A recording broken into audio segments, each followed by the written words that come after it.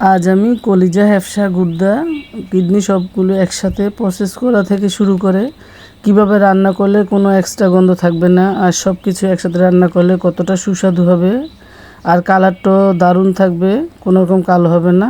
এই সুন্দর রেসিপিটি নিয়ে চলে এলাম। আসসালামু আলাইকুম, সবাই কেমন আছেন? এখন আমি দুই চুলায় দুইটা প্যান বসিয়ে দিই পর্যাপ্ত পরিমাণে পানি দিয়ে। পানিটা যখন গরম হয়েছে অল্প করে হলুদ দিয়ে তার সাথে আমি এক পাশে হ্যাপসা, এক পাশে কলিজা দিয়ে দিলাম। 10 থেকে 12 মিনিটের মতো সিদ্ধ করব। আর কলিজা হ্যাপসার ভিতরে যে রক্ত বা এক্সট্রা ময়লা থাকে এটা কিন্তু বাহির হয়ে যাবে। কতটা ময়লা বাহির হয়েছে এগুলি থাকলে, আর যদি এইভাবে গরম পানি দিয়ে বা গরম সিদ্ধ করে না নেওয়া হয়, তাহলে কাঁচা রান্না হয়, তাহলে কিন্তু এই ময়লাগুলো পুরো রান্নার মধ্যে থাকে। তারপর আমি ভালো করে 10-12 মিনিট পরে সিদ্ধর পরে আমি ভালো করে ধুয়ে নিয়েছি। এখন এগুলো আমি ভালো করে প্রসেস করব। উপরে কেটে নিব। উপরে কলিজার উপরে কিন্তু একটা পাতলা চামড়া থাকে, অনেক এটা প্লাস্টিকের মতো, এটা ফেলে দিতে হবে অবশ্যই। এটা আমি হাত দিয়ে সুন্দর করে, দেখতে পাচ্ছেন আমি ফেলে দিচ্ছি। তারপরে আমি ছোট ছোট করে কেটে নিচ্ছি একটা ছুরির সাহায্যে। কতটা ফ্রেশ দেখা যাচ্ছে কলিজার ভিতরে, দেখেন। তারপর আরও বাকি আছে এটা প্রসেস করার মতো, তখন আর কোনো গন্ধও থাকবে না, আরও ফ্রেশ দেখা যাবে, সুন্দর দেখা যাবে। আর এরকম ছোটো ছোটো করেই কিন্তু আমি কলিজা, হ্যাপসা, গুর্দা সবগুলো কেটে নিচ্ছি।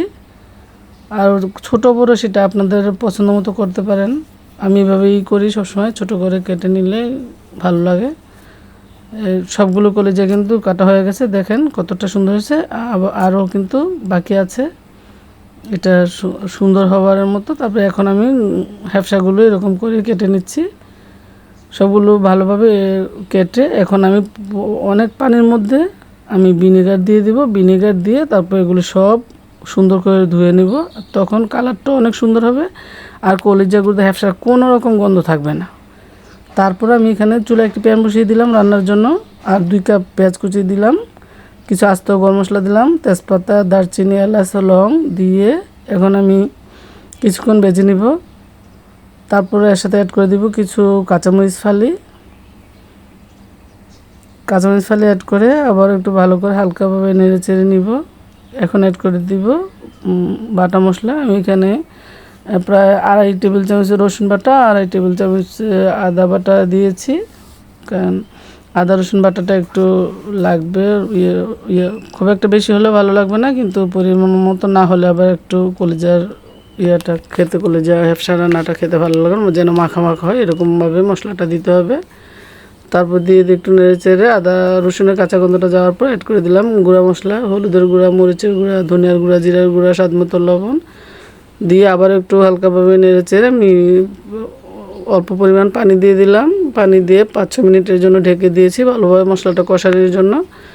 মশলাটা ভালোভাবে কষানো হয়ে গেছে, উপরে তেলটা বেশি উঠেছে। এখন কিন্তু আমি দিয়ে দিচ্ছি হ্যাপসা গুর্দাগুলো, তারপরে দিয়ে দিচ্ছি কলিজাগুলো। দেখেন কতটা ফ্রেশ হয়েছে, কতটা সুন্দর হয়েছে, আর কোনো রকম কালার নষ্ট হবে না সবগুলো একসাথে রান্না করার পরও। এখন আমি হালকাভাবে কলিজার সাথে মশলাটা মিশিয়ে ভালো করে 15 থেকে 20 মিনিটের জন্য হালকা আঁচে ঢেকে দিয়েছিলাম। ঢাকনা উঠিয়ে আবারও একটু নেড়ে দিচ্ছি, তবে মাঝে মাঝে আমি চেক করেছি যেন না লেগে যায়, যেহেতু এর মধ্যে কিন্তু খুব একটা পানি নেই তার জন্য। আর রান্না মোটামুটি আগে কিন্তু কিছুটা হয়েছে, এখন আবার হালকা আঁচে আমি রান্নাটা করতেছি, যার কারণে পানি বেশি অ্যাড করব না। আর মাখা মাখা হবে, একটু ভুনা হবে, পানি তো বেশি রাখার প্রশ্ন আসে না। তারপর আবারও কিন্তু আমি 10-12 মিনিটের মধ্যে ঢেকে দিয়েছিলাম। তারপরে দিয়ে এখন আবারও নেড়ে দিচ্ছি।